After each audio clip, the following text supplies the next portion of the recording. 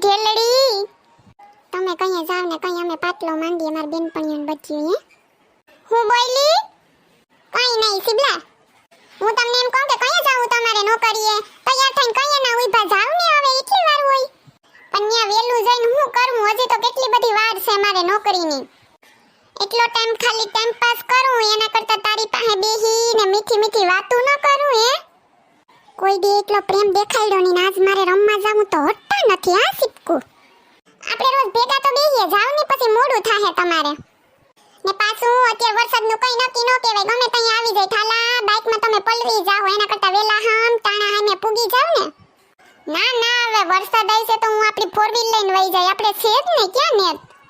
પણ હું તને એમ કહું કે કઈ નહીં તું મારી વાહે કા પડી? કઈ નહીં કે નોકરીએ જાવ જાવ જાવ કરે હે કઈ છે?